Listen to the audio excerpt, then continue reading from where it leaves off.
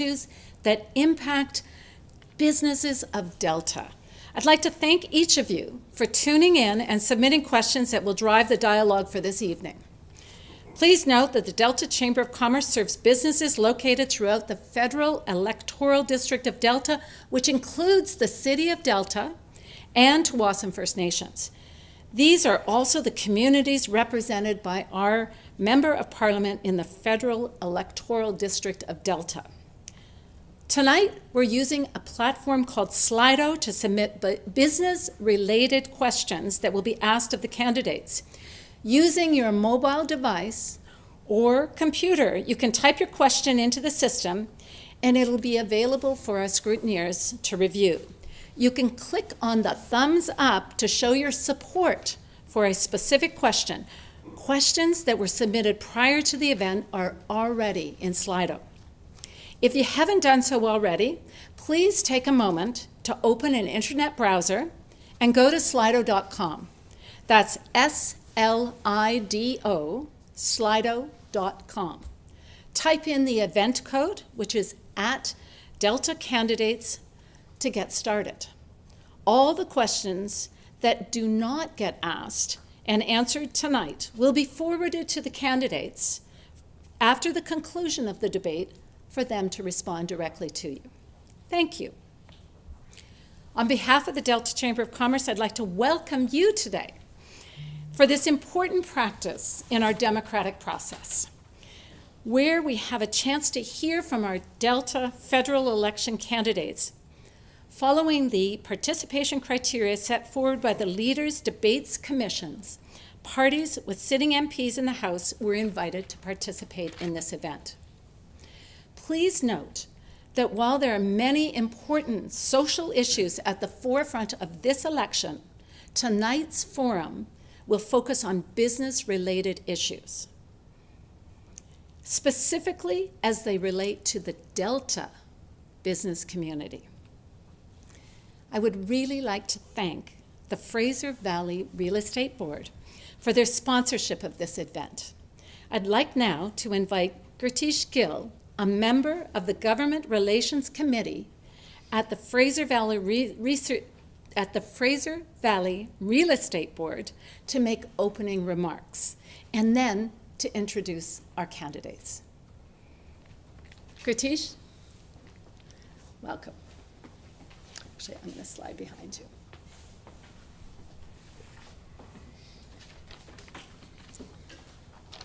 Thank you, Eva, and good evening, everybody. My name is Gurtej Gill. I represent Fraser Valley Real Estate Board, and I'm pleased to be here with you this evening as the lead sponsor of this event. The Fraser Valley Real Estate Board represents over 4,000 realtors throughout 7 communities south of the Fraser River, including Abbotsford, Mission, Langley City, Langley Township, North Delta, Surrey, and White Rock. Next month, the Fraser Valley Board will be celebrating its centennial. For 100 years, our members have played a vital role to help build strong and vibrant communities. Here in Delta, we work in tandem with our local public and private sector counterparts to guide, advise, and protect families and individuals in one of the biggest decisions of their lives, that is buying a home. The past 18 months, as you already know, past 18 months or so have been very difficult and challenging time for all of us, with disruptions to our normal routines and ways of life. While we are slowly finding some balance, normalcy, we are not out of the woods by any means.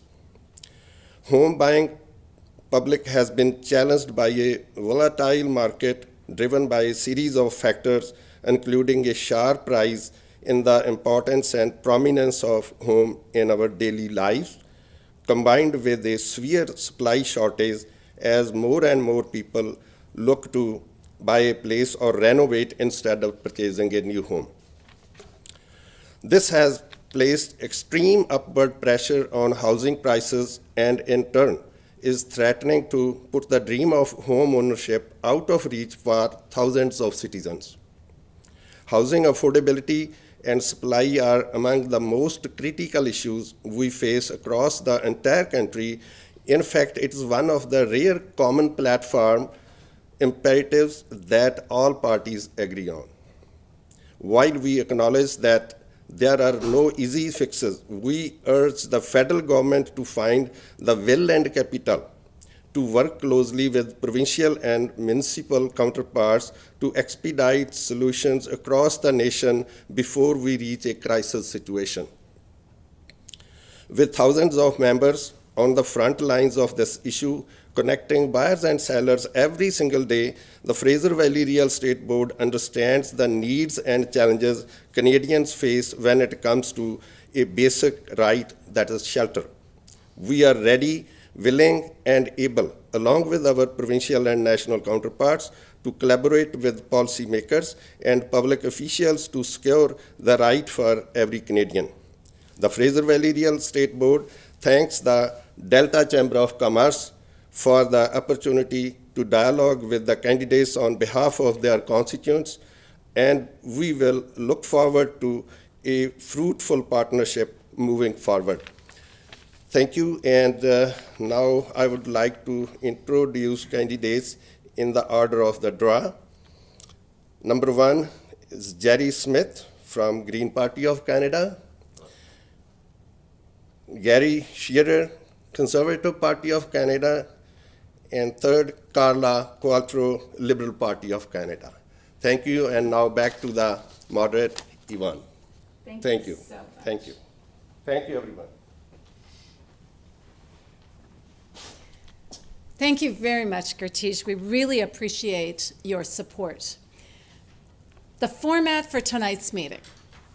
At the beginning of the meeting, each candidate will get 2 minutes to introduce themselves in the order that Gertish just introduced them in. And at the conclusion of that, we'll start the meeting. There'll be a question and answer period. Each candidate will get 1 minute to answer a question that has been provided to us by our scrutineers. And then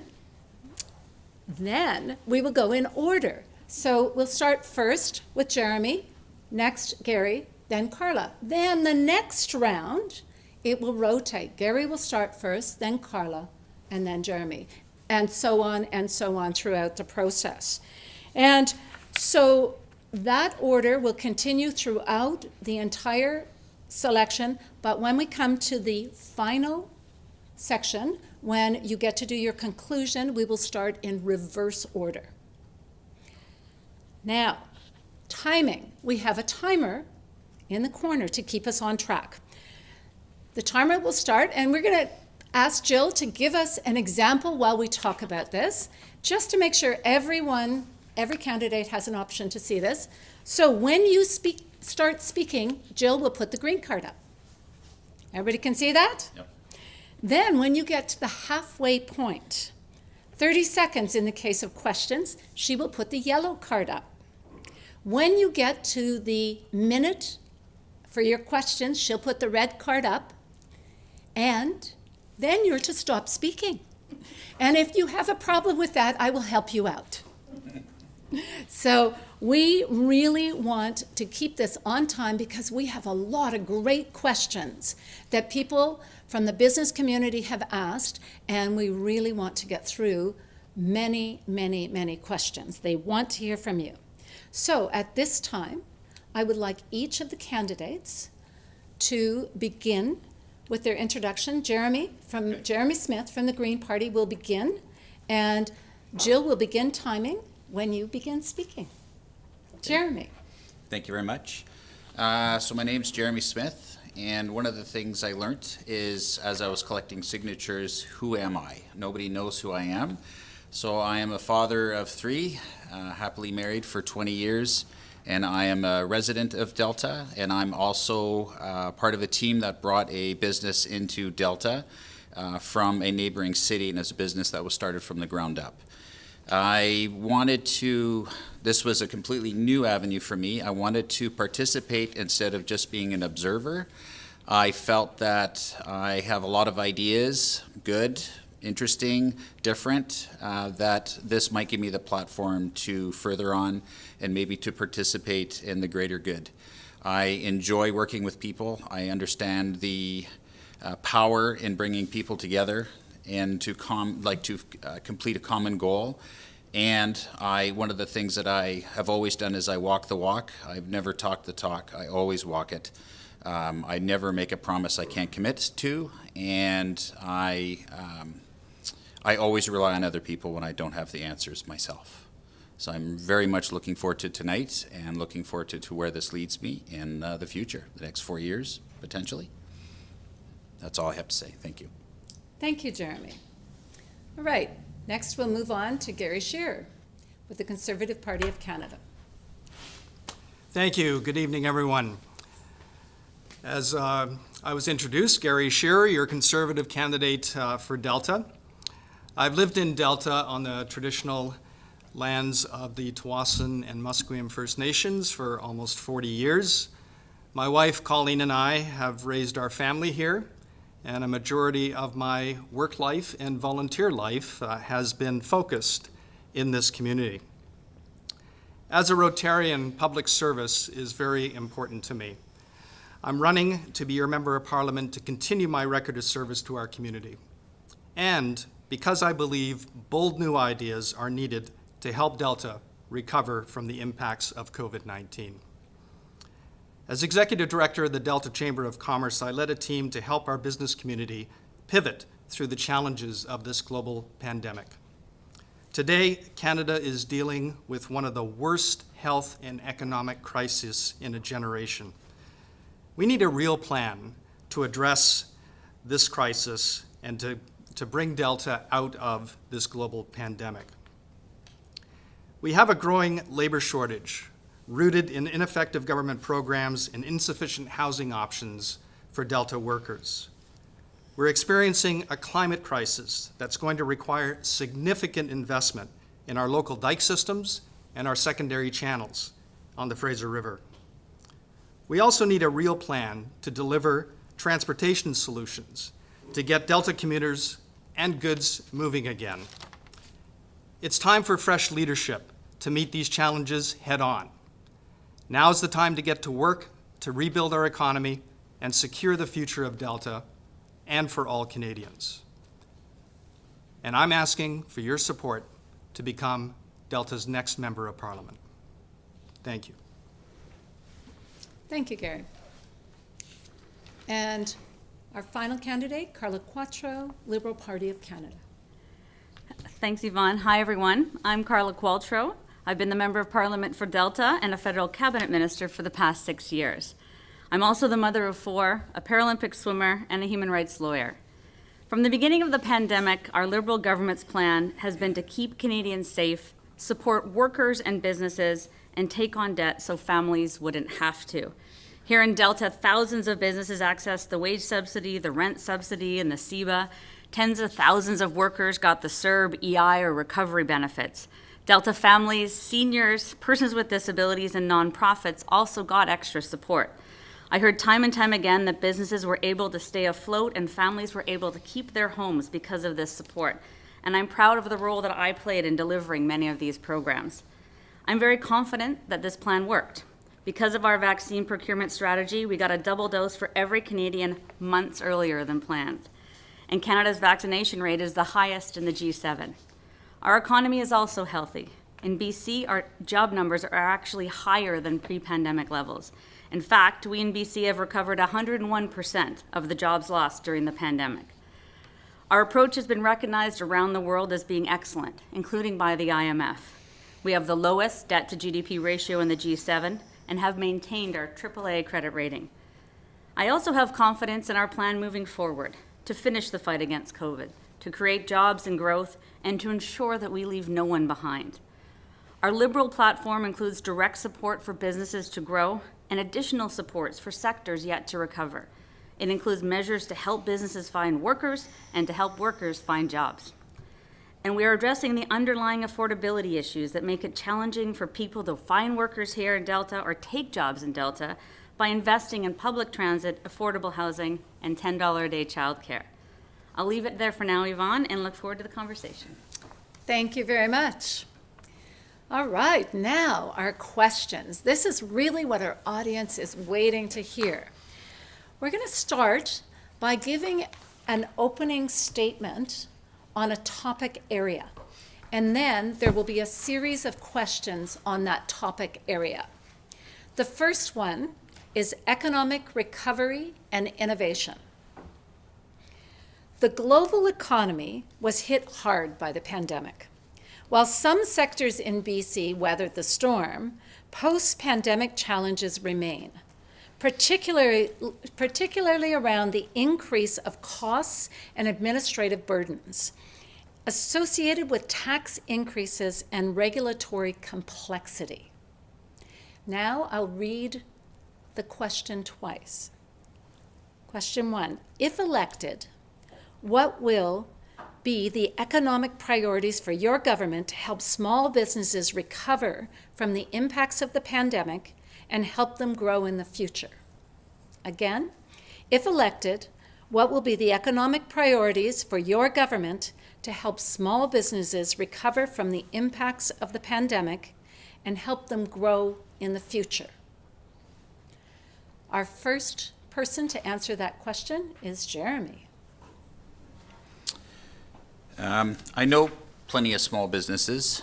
I actually have friends that own from small to large, and currently the issues that we have today are around staffing. It's always around staffing, holding on to good people, making sure that good people can find places to live that are close to work. Unfortunately, can't always do that. I work in the Tilbury area, so we try to get people in Ladner, Tsawwassen, North Delta, and we listen to all of our employees about what can we do to help them by paying for their transit, by carpooling, like ride sharing. That helps them, but to get more people in, we've been reaching out to many other bodies trying to find employment solutions, and right now we can't find a solution for the shortage that we have in staffing, and everybody seems to be having the same issue with staffing. If you don't have staff, you can't make products, you can't sell products, you can't service your customers. For us, we can't send our trucks. Jeremy, thank you. Gary. So we've heard from a lot of small businesses that a lot of the benefits, the programs that were put out by this government, starting with Q's, which came out first at 10%, was just not making the mark. And so there was a lot of pushback from the parties, as well as from the business community, that they needed more support. So that pushed it, we got it pushed up to 75%.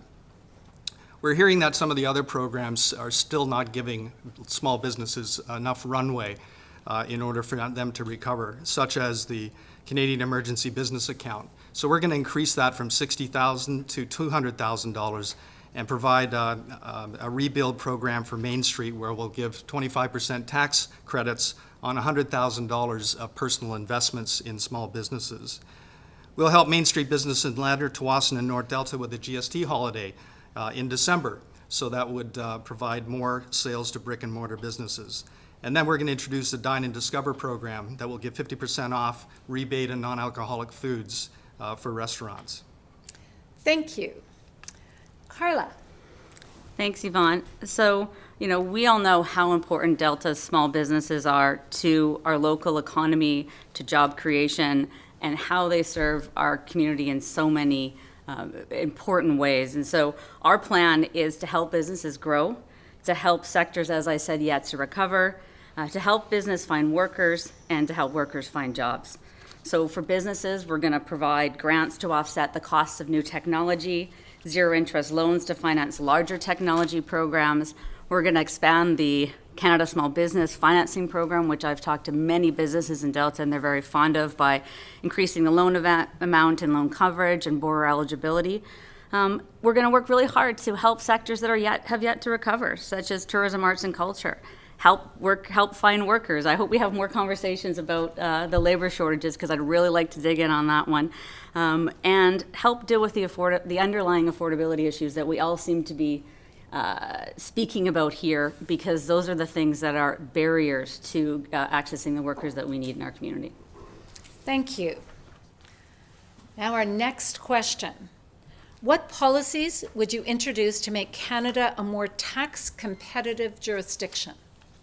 Again, what policies would you introduce to make Canada a more tax competitive jurisdiction?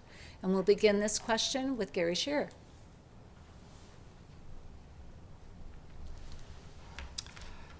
Thank you for that question. Well, since I only have a minute to respond, one of the areas that we really are going to provide some tax-friendly treatment is in our resource sector.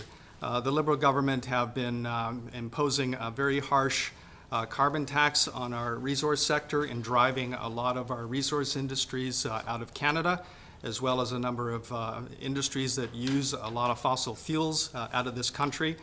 So we are going to be able to meet our climate change objectives of the Paris Accord, not by taxing industries out of this country, but by having a friendlier tax treatment, as well as mitigation for being able to deal with the climate change issues that petroleum-based industries cause. Thank you. Next, Carla. Thank you. One thing that climate scientists and climate economists agree on pretty much unanimously is the way to address climate change is through putting a price on pollution. It's the most effective way. Our plan, it's different here in BC because BC has a very comprehensive approach to pricing pollution, but across the country that's not the case.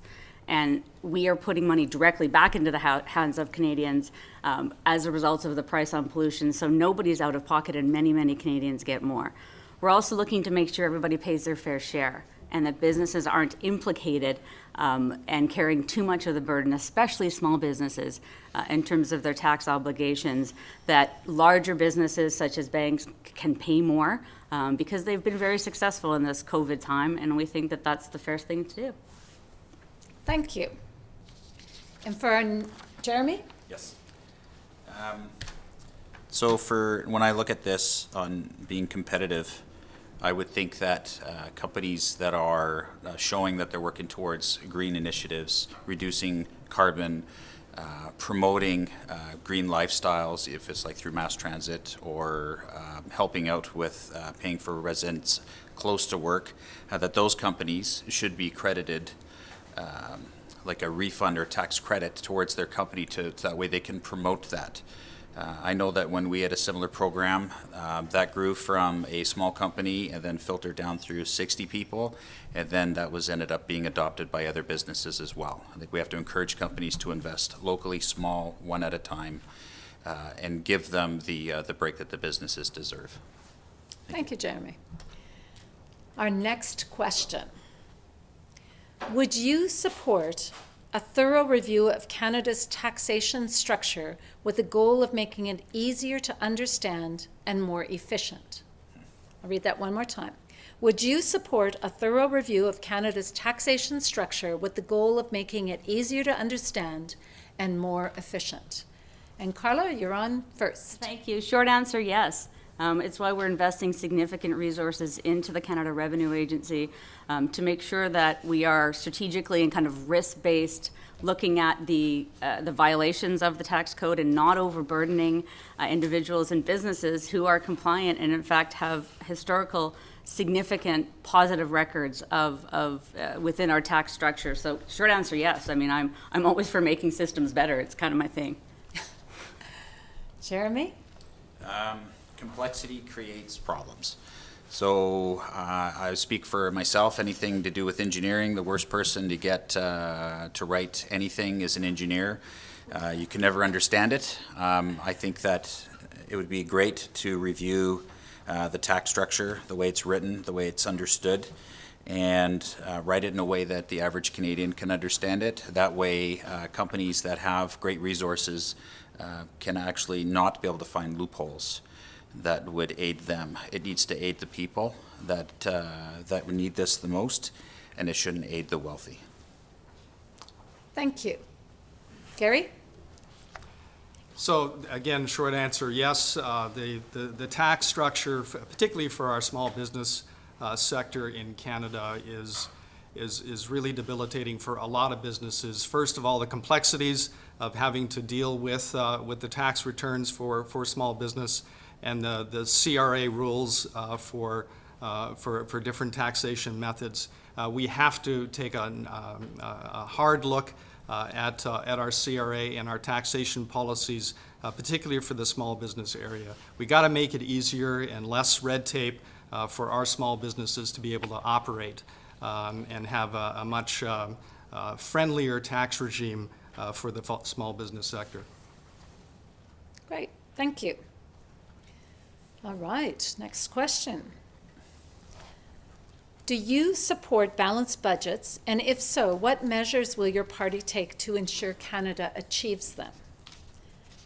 Again, do you support balanced budgets? And if so, what measures will your party take to ensure Canada achieves them?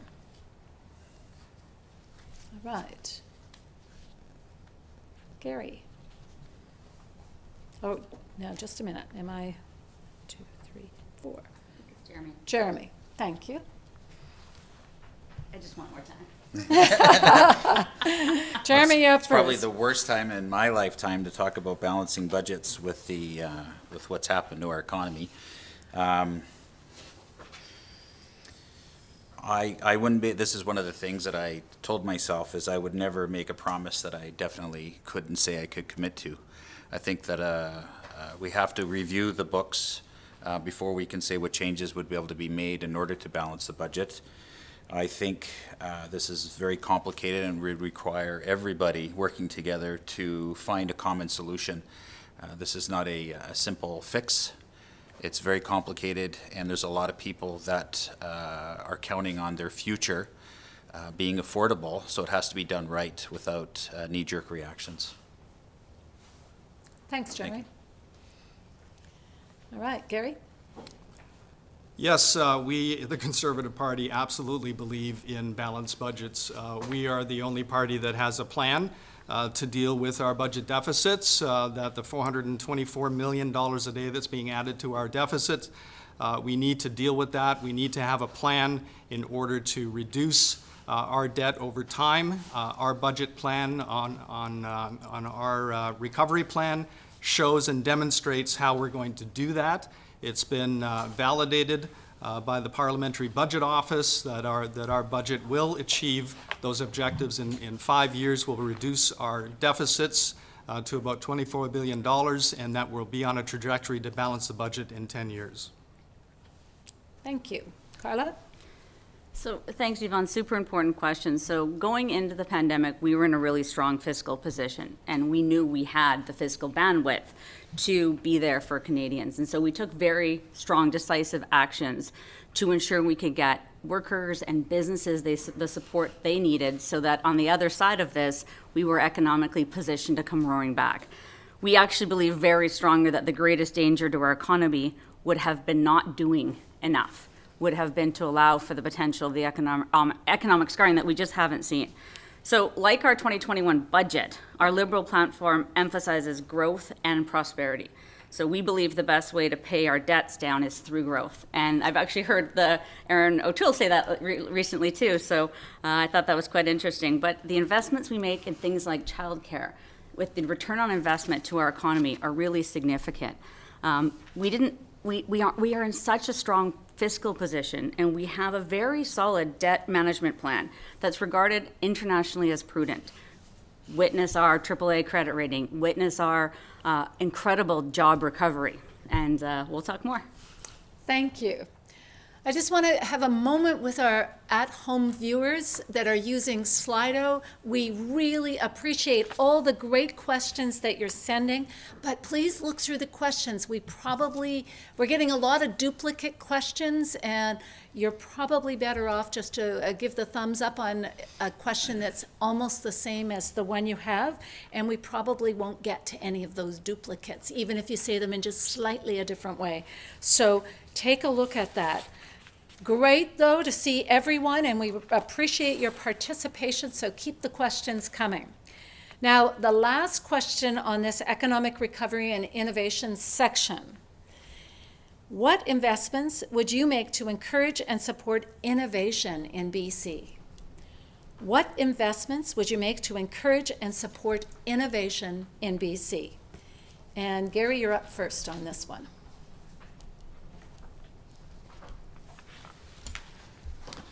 Well, the Conservative platform, we have some very extensive plans on investing in innovation.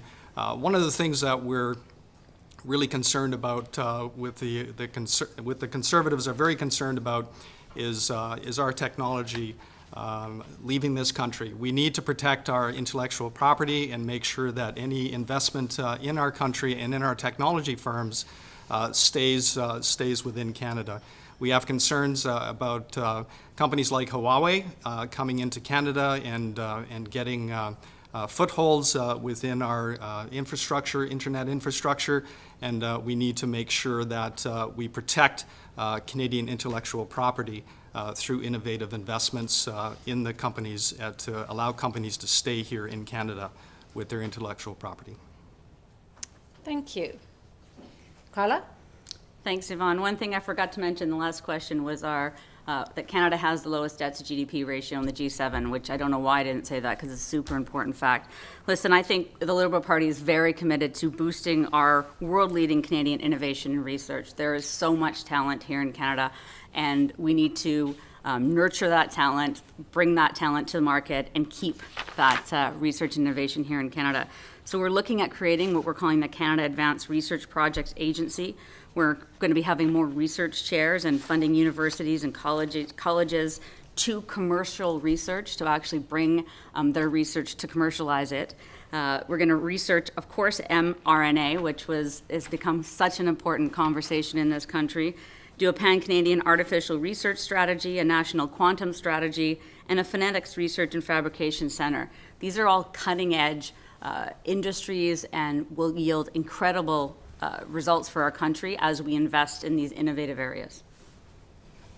Thank you. I think we don't give ourselves enough credit for the amazing innovation that happens locally in Delta, like even Richmond. There's a lot of amazing companies, and I know there's a lot of companies that are trying to be big players, and I believe that they don't have the education. Nobody's walking around at companies or visiting companies letting them know that there's support systems out there for them. It's up to the company to try to muddle their way through, and most entrepreneurs, small business operators don't want to reach out looking for handouts. But I think that there's a tremendous amount of support out there already for businesses to be able to promote, grow, invent, and aid in the Canada's recovery. We have an amazing team out here in Delta, and like I said, a lot of brilliant companies, and they just need a hand navigating the systems that are out there that are already there to support them. Thank you. We're going to switch gears a little bit right now and talk about getting products to market. BC's economic prosperity depends on international trade, transportation, and infrastructure. Establishing transportation strategies is critical to the economy. These plans must integrate the various transportation modes and include investments guided by long-term strategic interests and economic growth. Unfortunately, responsibility for transportation is highly fractured, with multiple levels of government having different levels of responsibility. Governments must recognize the necessity of integrated long-term transportation and infrastructure planning to ensure that businesses can efficiently get their goods and services to global markets. British Columbia export markets are more diversified than other provinces. While Canadians typically see over 3/4 of exports flow to the U.S., it only accounts for about half of BC's exports. Other key markets for BC include several Asia-Pacific countries, and as you're no doubt aware, Delta is home to the Vancouver Port Authority's Delta Port. Transportation is a key support for economic growth and development. Canada's Asia-Pacific Gateway and Corridor Initiative 2.0 has helped grow the economy through increased and enhanced trade to the benefit of all British Columbians. However, it is more than 10 years old, and it's time to reflect on its successes and analyze its impacts and encourage innovative and coordinated investments in new strategic infrastructure systems and marketing initiatives. Our next question. Given the continuing complications with China, what would your government's strategy to conduct trade relations within Asia-Pacific be? Are you seeking to normalize relations with China or seek trade options elsewhere? I'll read that question again. Given the continuing complications with China, what would be your government's strategy to conduct trade relations within Asia-Pacific? Are you seeking to normalize relations with China or seek trade options elsewhere? And Carla, you get to tackle this one first. Well, thank you. There's a lot of meat on those bones. First of all, absolutely, we are looking at creating a new comprehensive, modernized Asia-Pacific strategy, as well as economic cooperation in our hemisphere, so more of a Pacific alliance as well. With respect to China, the relationship with Canada and China is very complex. But there are strong business-to-business relationships, there are strong people-to-people, family-to-family relationships, and we think we can build on those common interests in order to have a more productive and fruitful business-to-business relationship without compromising our focus on human rights and the other challenges and complexities we face at the government-to-government level within China. So absolutely recognize the importance of trade, recognize the importance, of course, of the port, and are deeply proud of the role that our port plays in the economic success of not only our region, but our country. Thank you. Jeremy. That's a very complicated and caught me off guard. I don't know what the Green Party stance is on trade with China. The focus is always so environmental and social structure. Being in the transportation business, from my own experience in dealing with China, we've actually harmed our trade with them on our side. I'll say plastics recycling, materials recycling. We've taken advantage of their cheap labor. We've flooded their docks with garbage that's overwhelmed their warehousing facilities, and we've damaged our reputation. And I think that for any party that would be running the country, it would be nice to see us make sure that we regulate that, monitor it, and punish the businesses that harm that, because it's creating such a negative reputation. And again, all those people that have to clean that mess up are typically the younger folk, and it's taking advantage of them. Thank you. Gary. Well, when it comes to China, the liberal approach has failed and weakened Canada's standing in the world. While democratic countries like Australia, India, Japan, and the United States have been forging Indo-Pacific region relationships to counter Beijing's influence, the Liberal government has not been anywhere to be seen.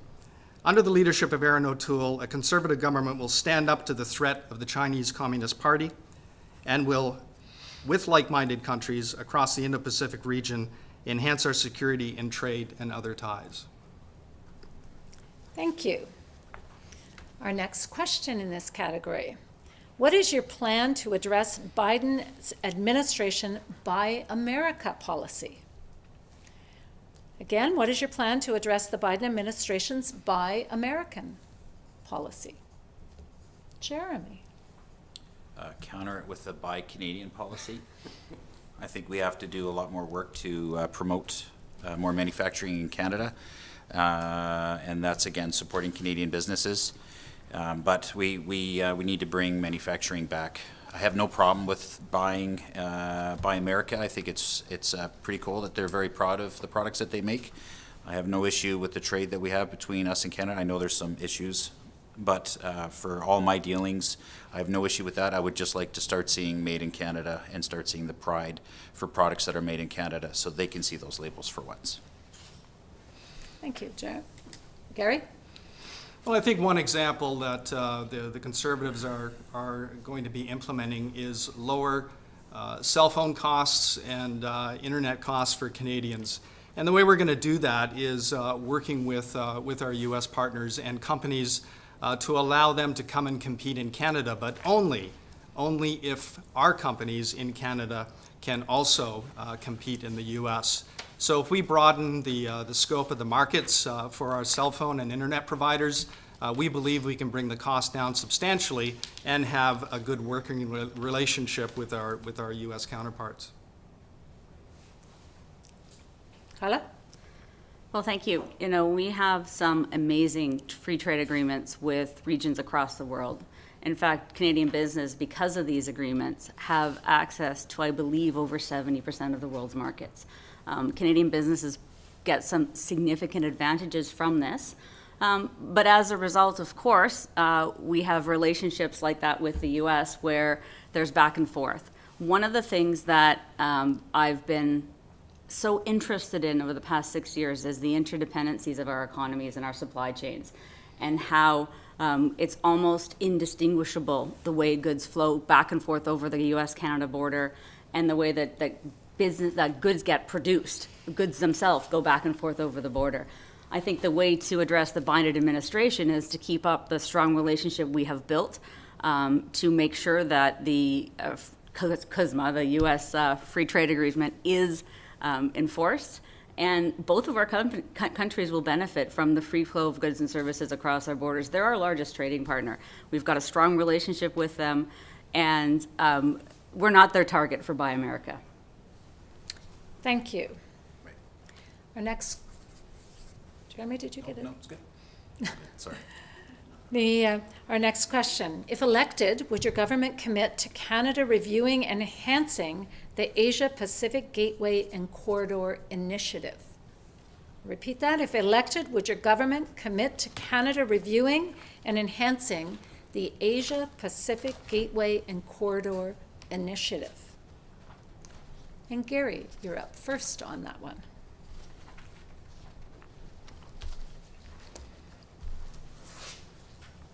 Well, the first thing that the Conservative government is going to do is review the Asian Investment Bank, in which there is funding going to that particular funding facility for things like the ring road in China, which is taxpayer dollars that are going to invest in infrastructure in China that could be invested in infrastructure here in Canada. So we need to have a look at that structure, and to make sure that money is being invested in Canada first and not elsewhere. Thank you. Carla? Again, short answer, yes. As part of our new comprehensive Asia-Pacific strategy, that's exactly the kind of review that will be conducted. What I forgot to mention in the last question, though, was that we're also going to create a hub to help Canadian businesses and entrepreneurs take full advantage of the trade agreements we have around the world. And I think that'll really be helpful for Delta, whose businesses are very interested in expanding their market access. And again, as part of that Asia-Pacific strategy, we will be diving into better relationship dynamics across the Pacific. Thank you. Jeremy? So I would say, of course, anytime we can review the status quo and try to improve upon is always better for everybody, but also educating the people like myself, my kids, my family, on what it means, how it affects us and how it affects local business, and allow the people to weigh in on that, to see if they would like to see change. That's all. Thank you. Thank you. Our next question. What assurance can you give that your government will commit to federal funding to ensure completion of the BC government's George Massey Tunnel Replacement Project? Again, what assurance can you give that your government would commit to federal funding to ensure completion of the BC government's George Massey Tunnel Replacement? And Carla, you're up Thanks first. for the question. My third election that this question is still being asked. I can give full assurances, and I'm smiling because I actually don't think there's a lot of light between federal parties on this. The Prime Minister, Trudeau, has been out saying very clearly there's money for this.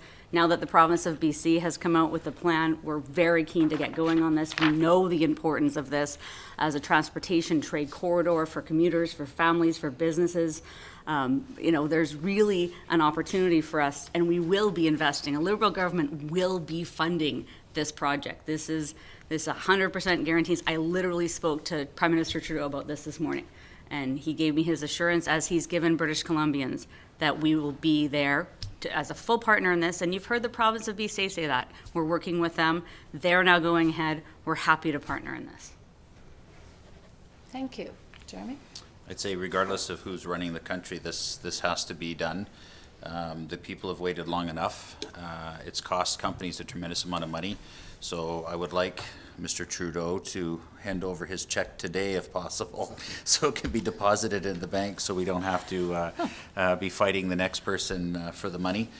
I would say anyone, including our party, would guarantee that that money is there, so that way this project can be seen through from beginning to end. Thank you. Thank you. Gary?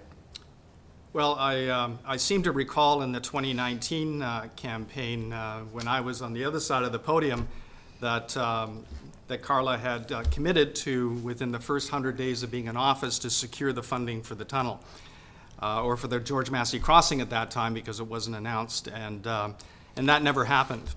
And then when the province announced the new immersed tunnel, there was no mention of federal funding at that announcement. When Mr. Trudeau was tracked down in Surrey, when he was giving money away to another project, and asked that very specific question, his response was, we are still looking at it, we haven't decided yet. So I'm not sure what the real answer is with regards to the Liberals, but our leader, Aaron O'Toole, made a commitment prior to the announcement of the George Massey crossing by the province that a Conservative government will fund the replacement of the George Massey crossing. Thank you. Now we have a new topic. And this is a topic that so many businesses are very concerned about, and that is housing affordability. If we cannot find houses for our workers, they will not come here and stay here. So housing affordability supports inclusive growth and builds communities.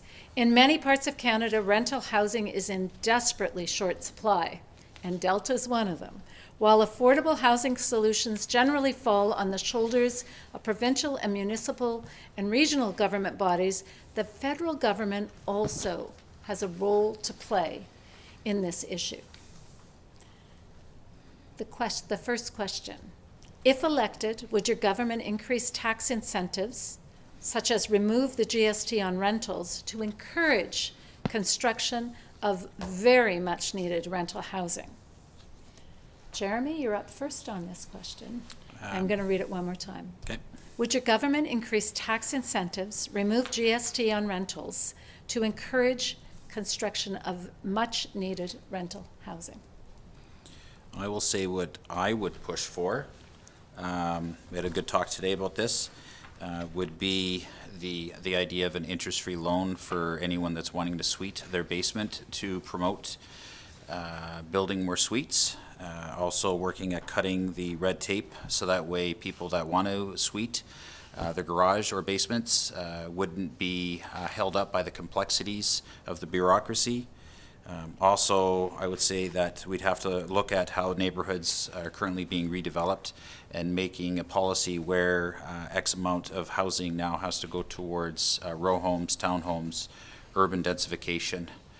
I think we just need a heavy-handed approach at this. We have to make change that's affordable and meaningful for everybody involved. Thank you. Thank you. Gary?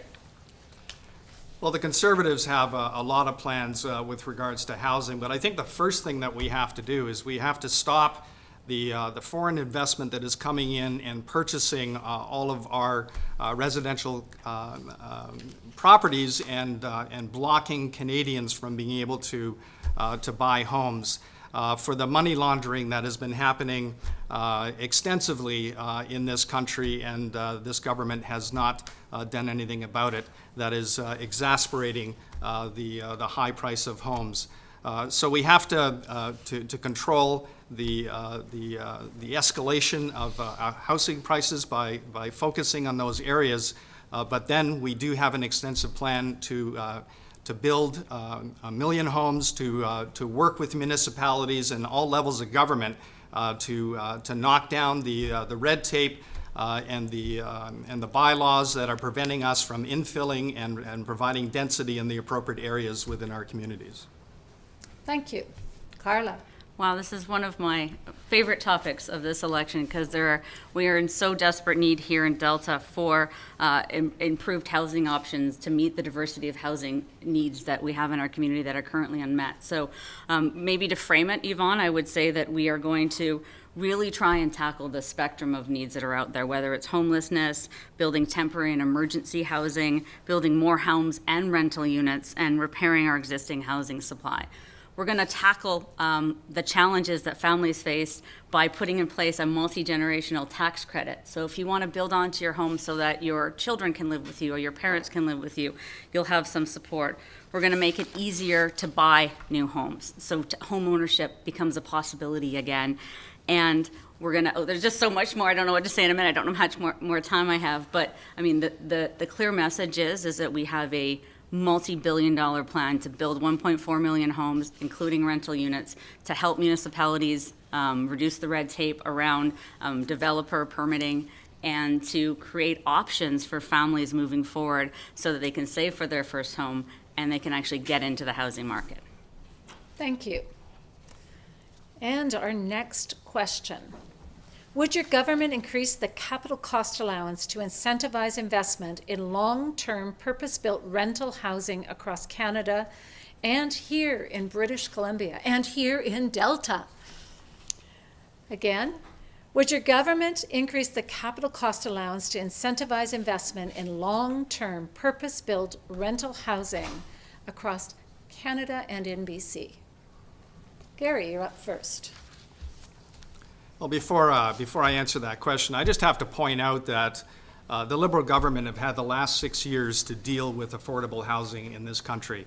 And what we've seen over the last 6 years is housing escalate just out of reach of most families in this country.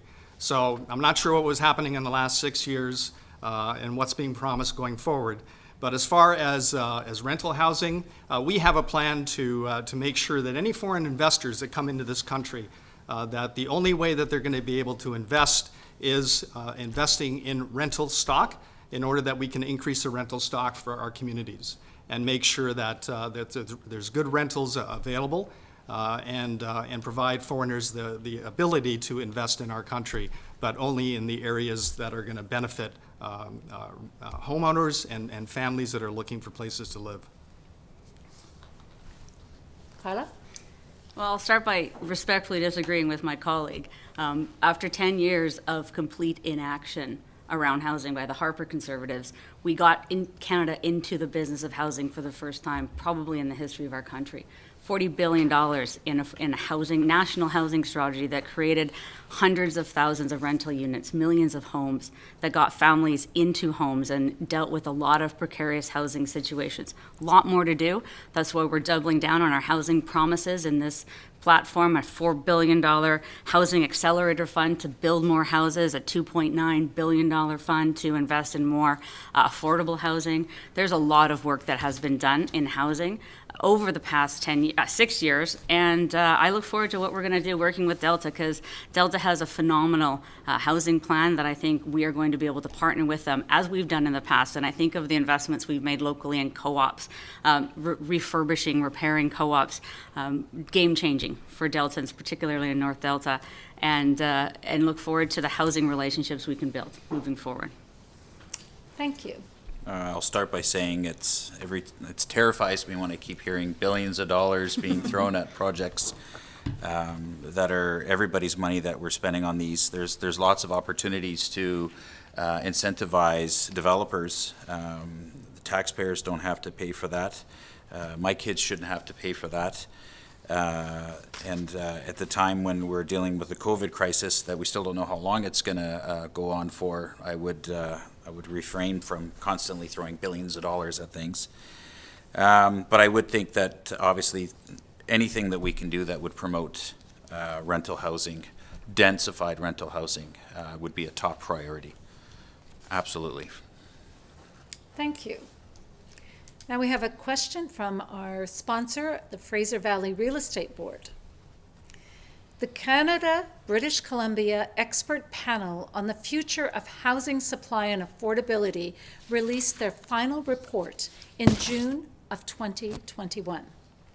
How will you work towards implementing the report's recommendations, such as making new infrastructure investments conditional on official community plans, zoning bylaws, and other local policies to allow for increased density and a mix of housing types? Specifically, would your government implement a national housing roundtable with all levels of government, builders, real estate professionals, and civil society organizations to address the housing challenges facing Canadians? It's a mouthful, I'll read it once again. The Canadian-British Columbia Expert Panel on the Future of Housing Supply and Affordability released their final report on June of 2021.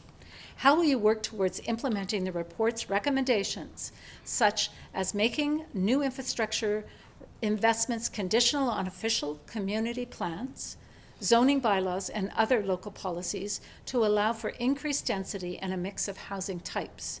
Specifically, would your government implement a national housing roundtable with all levels of government, builders, real estate professionals, and civil society organizations to address the housing challenges facing Canadians? Carla, you're up first. Thank you. I don't think any goals within housing can be achieved unless all of those partners sit down and work together, because, as was mentioned in a previous question, of the complexity and the different kind of jurisdictional challenges that we face, particularly as we support municipalities. And one of the things we're focused on with our Housing Accelerator Fund is offering to support for municipalities so they can grow their housing supplies faster, so they can increase densification and speed up approval times, encourage public transit-oriented development. So really put some priorities, exactly as were mentioned, around the investments we make as a federal government to ensure that the shared objectives of different housing types and different housing options are available for community members.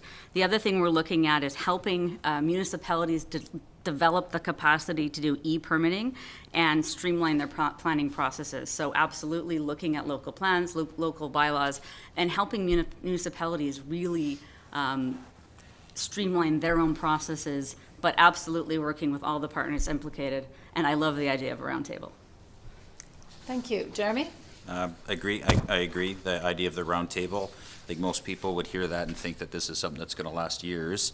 I believe you don't need to reinvent the wheel. I believe that you can look outside of Canada at other countries that have had to deal with limited land or incredibly expensive land, and how to densify those areas in an efficient way that builds a healthy community, that builds in a way that's healthy for the environment as well. I think that we don't need to reinvent the wheel. I would like to see us look outside our box and look at what other countries have done first. Thank you. Gary? Yeah, having roundtables and collaborations with all those stakeholders is obviously key to coming up with solutions. But it's more about acting. We have to act on some of the critical things that we need in order to fix this housing issue. We need to take leadership at the federal level to look at infrastructure opportunities within our communities and entice the cities and the municipalities to look at higher density infilling opportunities within the community to create more housing, and to reward those cities and communities with solid infrastructure funding in order for them to make those communities better places to live. Thank you. We have another question from the Fraser Valley Real Estate Board. For many Canadians, homeownership is out of reach. Lack of housing supply is the root issue, but there are measures that can help make owning a home more affordable, as increased incentives and the ability to borrow and fund purchases. How would you respond to critics who argue that housing affordability is a provincial and municipal issue that can only be solved with solutions at the local level, and that the federal government has limited levers to help Canadians with their housing issues? What is your party planning at a federal level to help Canadians finance their first home purchase and realize their dreams of owning a home? Again, for many Canadians, homeownership is out of reach. Lack of housing supply is the root issue, but there are measures that can help make owning a home more affordable, such as increased incentives and the ability to borrow to fund home purchases. How would you respond to critics who argue housing affordability is a provincial and municipal issue that can only be solved with solutions at the local level, and that the federal government has limited levers to help Canadians with their housing issues? What is your party planning at a federal level to help Canadians finance their first home purchase and realize their dreams of owning a home? Jeremy, you're up first. Currently, with the price of housing, I would say I wouldn't want to make it any easier for somebody to get into housing, because we don't know what the implications are going to be currently with people having $1 million mortgages and 4 or 5 people having to work to pay for it. I think that the only way to make it affordable is to go back to the previous question on how we can change communities so that way we can make them more affordable to live in. I don't know how you can make currently what we have more affordable to live in with the prices that are constantly going up. Federally, I think that we could work on capping and slowing down, like I said, the foreign investment that's constantly increasing the prices of our homes, but also not scaring people away from buying a house thinking that they're going to lose money. I think there's a bit of a balance that has to be done to promote and reduce at the same time. Thank you. Thank you. Gary? Yeah, so as far as what the federal role is in local developments, again, go back to we have to keep our eye on how foreign investment, how money laundering, how immigration policies are impacting the stress on the price of housing and the housing that we have in Canada. So first and foremost, we got to manage that and get that under control. And then, as I discussed before, it's about incenting the municipalities, the cities, who have the ability to increase densities, to change bylaws, to enable them to provide more housing on the footprints that we currently have. And those incentives using federal dollars as incentives for infrastructure to make that happen. Thank you. Carla? Thank you. Well, I think there is a significant role for the federal government to play in making homeownership more possible and easier for Canadians. Our plan includes a new rent-to-own program, which will allow renters to enter into agreements with landlords to eventually buy their rental properties, a new tax-free home savings account, which, like the TFSA, but it's more nimble, will allow individuals to put money tax-free and take money out tax-free up to $40,000 as towards a down payment for a home. A more flexible first-time buyer's tax incentive, because right now there's only one way that tax incentive can be activated, and this will allow a number of different ways that you can use that tax incentive by lowering closing costs and reducing monthly mortgage costs. There's a lot more that we intend to do around a homeowner's bill of rights, making renting and buying more fair. Absolutely, we agree on the foreign ownership piece. We are proposing a 2-year ban on home ownership. Sorry, foreign ownership, except of course if someone's in a position of immigrating to Canada or coming here for employment, curbing speculation and anti-flipping. Thank you. Now we have a few questions from our audience. And the first is from Val Roddick, a name that most people in Delta know. Val is asking, what is your take on the status of agriculture as a sustainable natural resource for our municipality in the form of local food production as well as our province and our country, since it is one of the key contributors to our GDP, economy, and jobs?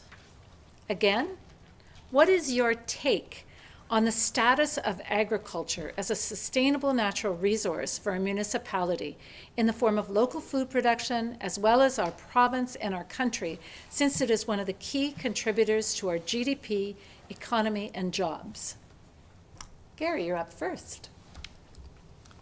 Well, thank you for that question, Val. And clearly, if COVID-19 has not taught us one thing, it's taught us that food security is so important when supply chains break down and we're dependent on foreign food to feed our families in this country.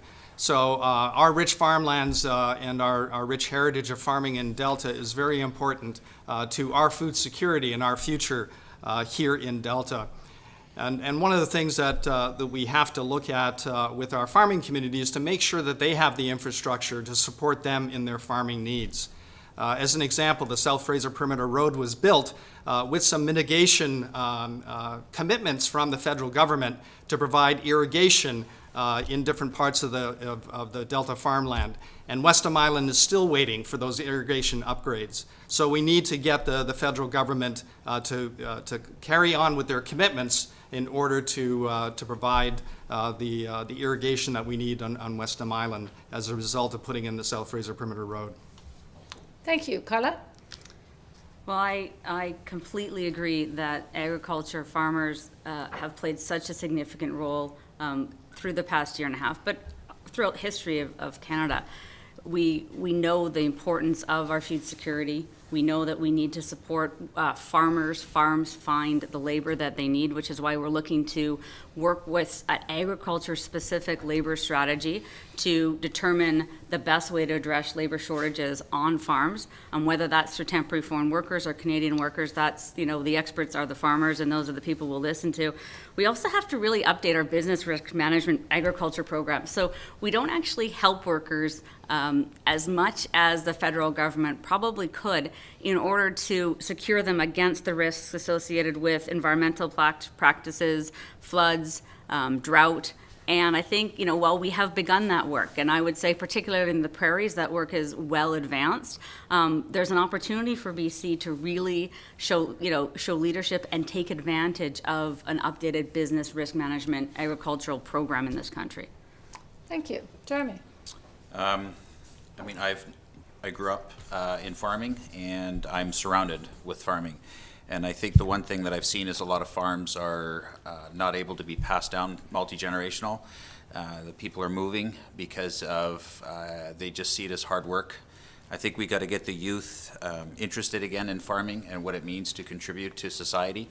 We have to find entrepreneurs that can modernize some of the older farms so that way they can make more money and be able to support their family easier. I think it starts with education. And also when it comes to the labor side, we absolutely need to support farms in any way we can with labor, either from outside of Canada, inside of Canada. The farm has to come first. Thank you. And our next question comes from Pat Thiessen, a Delta Retired Teachers Association member. And it's a two-part question. How will you support and encourage defined benefit pension plans? And how will you ensure that the pensions of employees and retirees are protected if their employer declares bankruptcy? Again, how will you support and encourage defined benefit pension plans? And how will you ensure that the pensions of employees and retirees are protected if their employer declares bankruptcy? Carla, you're up first on this one. It's a really good question, and while I don't know a lot about defined pension benefit plans, I do know how important they are to our workers, particularly our unionized workers who still have access to these plans, because as I understand it, they're not as prevalent as they used to be in the country. I know we're looking at suggestions that have been made around creating a priority mortgage, priority security interest for these kinds of pensions. That's the biggest request I hear from organizations like CARP and teachers unions. What we have to do is get get our pension priority to the point where it takes precedent over other debts and obligations. And, we're not there yet, but I know we're having those conversations, and I really think there's an opportunity moving forward as we modernize our pension structure to really finally crack this nut. Thank you. Jeremy? This, in my opinion, can only be done through legislation.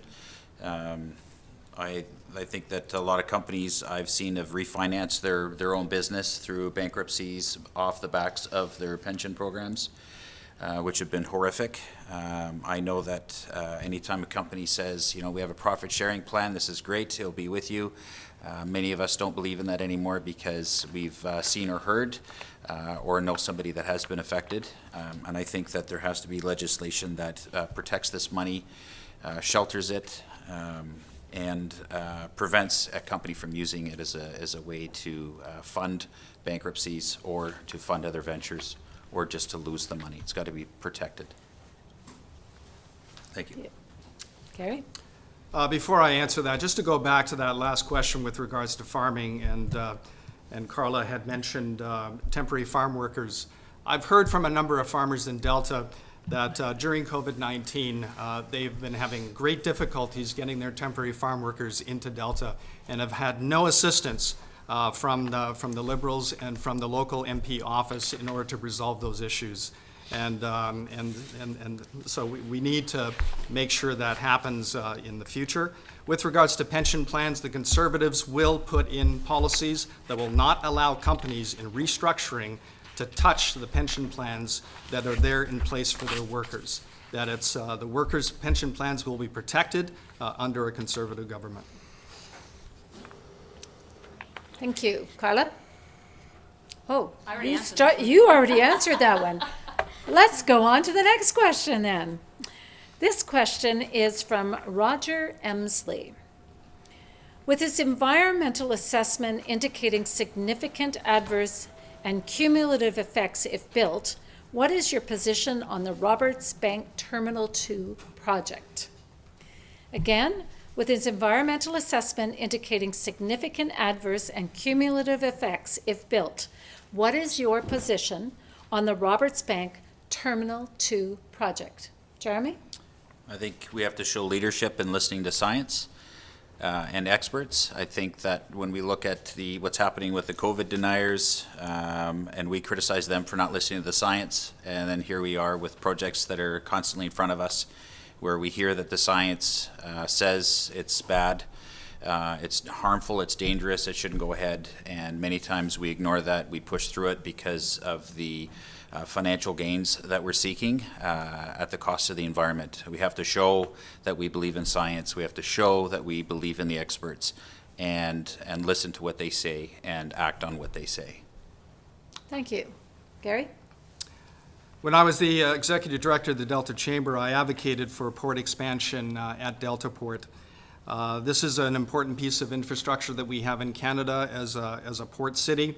And we need to get ahead of infrastructure development in this country. We're constantly behind.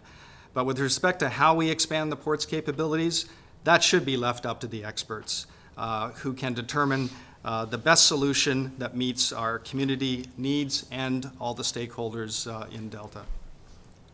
Thank you. Carla? Well, again, third election on this issue. We really need, the port has a massive economic significance to our region and our country. And we need to ensure that, it can support the competitiveness, of our economy.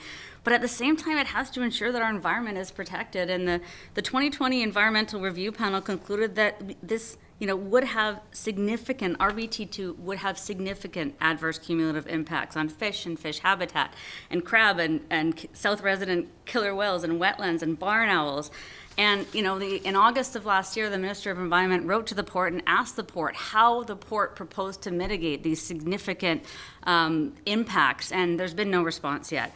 So, again, it's no secret. I've been worried and unconvinced about the ability of the port to mitigate these serious environmental impacts. I remain so, but I am also open-minded. and await the port's responded. If re-elected and at the cabinet table when this decision is made, my approach will be to convey what I'm hearing from Deltans, but also to assess any new information objectively and consider the science and expert advice. Thank you. Our next question is a Slido question.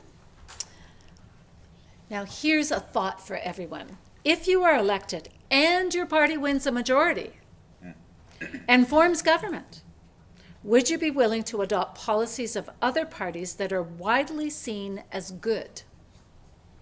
If you're elected and your party wins a majority and forms government, would you be willing to adopt policies of other parties that are widely seen as good? Gary, you're up first. Well, yeah, I believe that in order to build our country and to move things forward, we got to be considering all good ideas. So it doesn't matter where the idea comes from. If it's a good idea and it's going to help move our country forward and give Canadians the freedoms, the housing, the economic benefits that they deserve, we're absolutely going to consider them for our majority government. Thank you. Carla? So I would say absolutely we'll work with all parties to advance policies that are in the best interest of Canadians and which Canadians have deemed a priority. I've seen excellent examples over the past 6 years where government programs and policies have been improved for the better by working collaboratively across the aisle. Sometimes not as successfully as other times, but the point is it's really important to be open-minded because you don't know where a good idea is going to come from. And there are a lot of common objectives amongst the parties, but what I have learned is we have sometimes very different ideas about how we should get there. Jeremy? This is a great one because one of the things that I always find when you're watching politics on TV, you very rarely, if ever, hear anyone say, "I agree with my colleague." I think that's a great idea. I think that we could add that to our platform and really have a home run here. And I think it's everyone's responsibility. Today's day and age is to put your own ego aside and give credit where credit is due. I'll give an example with the COVID relief through the Liberals. I think it saved many lives in Canada and continues to do so. And anytime that there is a great policy put forth that's in place or going to be in place or could be in place, I think it's our responsibility to look at that, adopt that, maintain that, and also recognize that. Thank you. Thank you. Well, this is a very interesting question from our Slido audience. What are your views on the benefits importance of social purpose corporations? Would you or your party treat them differently from other businesses, and if so, how? Again, what are your views on the benefits and importance of social purpose corporations? Would you or your party treat them differently from other businesses, and if so, how? Carla, you're up first. Oh, I could talk all night about social purpose corporations because I think they are an evolution of the nonprofit that can really advance broader social policy objectives without the confines and the constraints of ongoing need for federal government or any kind of government support. So I think that absolutely, and I think our commitment to social financing and to developing a path for these kinds of corporations to flourish in Canada is very well documented. And I personally think, my background is working with organizations for people with disabilities. This is the exact kind of corporation that allows a broad diversity of workers access to jobs and to enter the workforce and contribute.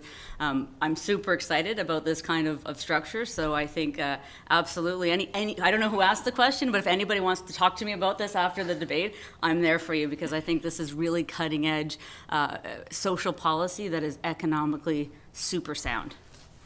Thank you. Jeremy? Hershey's Chocolates. I believe they're one that I found out when my cousin was the president of sales. That's a company that believes in, they have no profit. All the profit goes towards educating their employees, paying for university, paying for housing. I don't know if they get into transport, but I think if we knew of more companies like that invested in society, that more companies would get on board. It was a wonderful story, and you can look it up online. It's a fantastic company that goes back a long, long time. And I think any company, any business, any corporation that has these kind of policies in place have to be supported and acknowledged publicly. Thank you. Gary? Yeah, I can't disagree with my colleagues here with regards to social purpose corporations. However, it would be nice if we got all corporations to start looking at their businesses through a social lens and to make sure that their practices are incorporating what these social purpose corporations are doing to be able to be inclusive for diversity of types of workers, people with disabilities, and be able to be good social citizens as they're conducting their businesses across Canada. Thank you. I'll put in a plug here, grants for B Corp, so people can get certified as B Corps. Love to see that.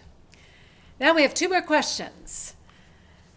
COVID has been difficult on the mental health for so many Canadians. Sports and the arts are proven to help improve mental health and resilience. How would your party support these organizations? Again, COVID has been difficult on the mental health for so many Canadians. Sports and the arts are proven to help improve mental health and resilience. How would you and your party support these organizations? Jeremy, you're up first. I think with sports, one of the challenges they have right now is finding people that are willing to volunteer their time. I think we have to incentivize coaches, assistant coaches, any of the supports, because I know there's a lot of kids that want to get out there playing soccer, football, basketball, whatever it takes, and they're direly short of people that are willing to volunteer. Maybe we got to change the model. Maybe we have to incentivize by financially. It's hard for people to volunteer when they're so financially committed to their day-to-day living. Anything we can do federally to obviously provide funds to these great causes would be a top priority. Anything for mental health is a top priority. Thank you, Gary. Yes, mental health is the 3rd pillar in the Conservative platform. We believe that COVID-19 has created significant hardships for a lot of people that suffering from mental health, as well as exasperating mental health issues amongst families and individuals. And the Conservatives have committed to significant investment in mental health, transfers to our provincial health authorities to focus on mental health, to incent employers to provide mental health benefits to their employers or employees, and to make sure that federal funding is there to support good mental health right across this country. Carla? Well, thank you. Again, really important question. If re-elected, a Liberal Party, a Liberal government will create what we're calling a new mental health transfer to provinces. So it's a dedicated fund of money that's not just going to flow into the broader provincial health transfer, but be dedicated as a distinct legislated transfer for the purpose of investing in mental health supports across this country. We're going to create a 3-digit mental health crisis line, similar to 911, and support the hiring of 7,500 doctors and nurses. You'll also see peppered through our platform is a horizontal commitment to mental health support. So whether it's our support for young people or even our support to, which we're calling the Art, Culture, and Sport Recovery Plan, to ensure that we use these vehicles as a way to build resilience in our communities and support the mental health of our children. You'll also have seen over the past year or two a shift in the broader sport policy direction of the Government of Canada to really dig in on the recreational sport side and the participation side to make sure that every kid who wants to play sport and reap all the benefits. Sport's my thing. I didn't see the rat, honestly. But you know what I'm saying. Sport's important. Thank you. This is our final question for the night, and then we'll do our summary. And this question is about business for a neighbor of ours. What can be done to open the Point Roberts border? For Canadians who own properties and businesses there, we can fly there, but we can't drive. Point Roberts is Businesses are dying, and so many of us love to use them. So, I'll read that one more time. What can be done to open the Point Roberts border for Canadians who own properties there? We can fly there, but we can't drive. Point Roberts businesses are dying. Gary, you're up first on this one. Well, thank you for that question. So I guess we have to start with the fact that here we have a situation with our trading partner, the United States, where our border is now open to them, but their border is not open to us. Even though the Prime Minister and President Biden had a meeting where they talked about opening up our borders in lockstep based on science, based on vaccination rates and so forth. And so the dates came, the border opened for the U.S., we cannot go down there. I don't understand why we have that kind of relationship. We should have been advocating stronger for the U.S. border opening for Canadians, and particularly for Point Roberts. It's a very small anomaly that we have here in the Lower Mainland. Surely we could have come up with an agreement that would have allowed Canadians, property owners, to go down to Point Roberts. Thank you. Carla? Wow, so I've sat at this table month after month for the past 18 months and had these conversations time and time again, and I can tell you we've worked very hard for Point Roberts, whether it was getting our volunteer firefighters down there, having access to the RCMSAR fleet so that Delta volunteers could come up here in case of a fire, whether it was getting school kids from Point Roberts to come to school here in Canada, getting Point Roberts citizens access to medical appointments here. The reality is the U.S. controls its border. We control our border. And every month we sit down, well, there's ongoing conversations, but every month we sit down and make a decision as to what we're going to do with our borders, and we work collaboratively with the U.S. to see what they're going to do with theirs. Ian Payton and I have met with state representatives from Washington State. I've spoken to the U.S. ambassador.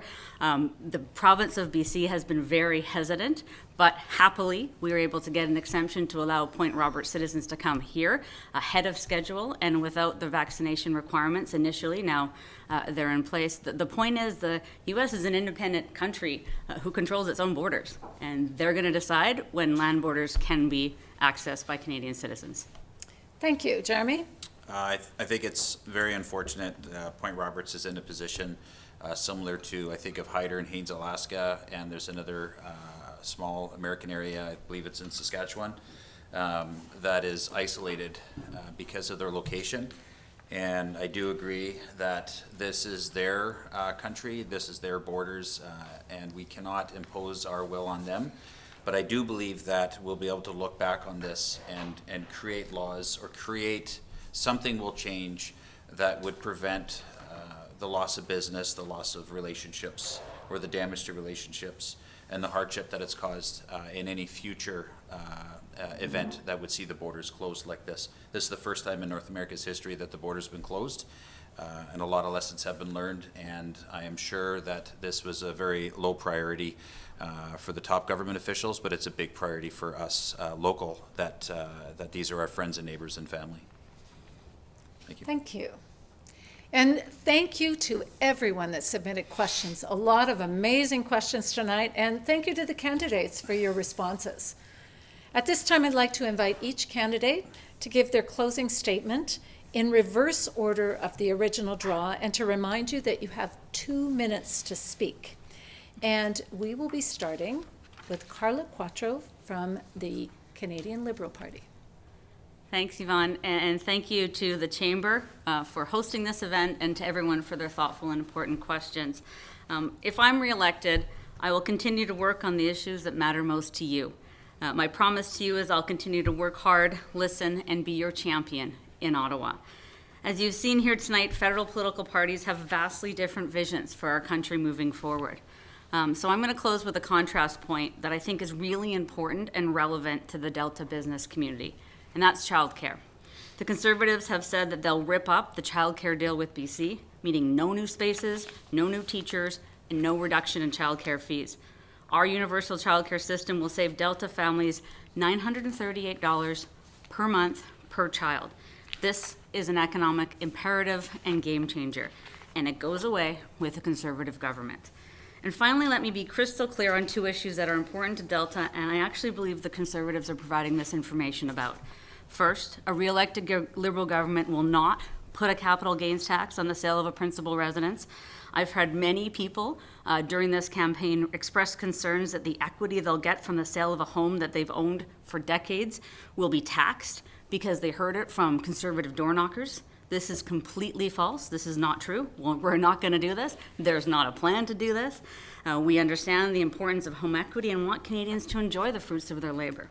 And secondly, back to the tunnel. A re-elected Liberal government will provide funding for the George Massey Tunnel replacement. The PM and I have been saying this for years. The province has publicly confirmed that this is what they've been told. After the 2019 election, there wasn't a project submitted by the province that we could even approve. We didn't even know what model they would go for. We didn't know how much it would cost until August 17th of this year during the election. That all being said, we are committed to this. There's going to be an environmental assessment. We're going to make sure that goes quick, but at the end of the day, the money is there. Thank you. Gary Scheer from the Conservative Party of Canada. So if I can just respond to the Liberal childcare program, which they're promising some 5 years from now, $10 a day childcare. In the meantime, families need support for childcare. And when you look at the Liberal childcare plans currently in place compared to the Conservative plans that are being proposed, we will provide better benefits to families for childcare up to family income of $150,000. And then after $150,000, the Liberal plan actually benefits families that make more than $150,000. So the $10 a day childcare, they've been promising childcare for the last 9 elections and have not delivered. So it'll be interesting to see what happens with this promise. As far as the home tax situation, it is on page 14 of their platform, where they talk about taxing the proceeds from your home. So read it for yourself. With regards to, as I stated in my opening remarks, we need bold new ideas from our federal government to recover from the impact the pandemic has had on our national, provincial, and local economies that support businesses, families, and social services. We can't afford more of the past 6 years of broken promises, misdirect and out-of-control spending, and ongoing scandals of this current government. The Conservatives have a recovery plan that addresses the current needs of Canadians, creating 1 million new jobs, getting Canadians back to work, restoring the integrity of our government, and making the political leaders accountable to Canadians, focusing on mental health, securing our country and becoming self-sufficient and prepared for future crisis, and strengthening our economic capabilities by balancing the budget within 10 years.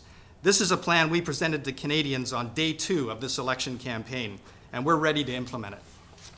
I want to go to Ottawa to work for Delta. I'm asking for your support to become your next member of Parliament. Please vote Gary Scheer, Conservative candidate. Thank you. Jeremy Smith, Green Party. So first of all, I want to say thank you to the two on the left of me for all the incredible work you've done already with the city of Delta, the people of Delta, the businesses of Delta. Thank you. I think we have to, like I said, give credit where credit is due. It's an honor for me to be here in your presence. This is a huge learning experience for me.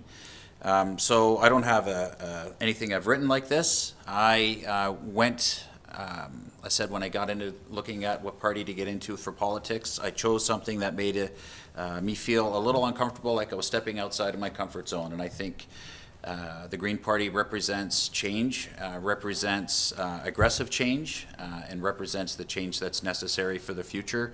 And I think when people go to the voting polls, they really have to make a decision. Are they voting for what's familiar because they don't like change? Are they voting for what's right? Or are they just voting because they don't want the other person in? I think it's important that we vote with our hearts and our minds, and hopefully, one of us will make it to Ottawa. I'm pretty new at this, so I have lots to learn still, and I appreciate the time up here, and I appreciate the questions, and thank you very much for inviting me. Thank you. Thank you. Well, the Delta Chamber of Commerce is the voice of business in Delta, and we would like to thank our candidates for sharing their voices on business in Delta. And the questions from our audience were fantastic, and we really appreciate your view on what's important in Delta. And I want to wrap this up by thanking you and inviting you to future events, and like we have coming up very soon at Barnside, with the Delta Chamber of Commerce. So check our website and come and join us. Thank you and good night, everyone.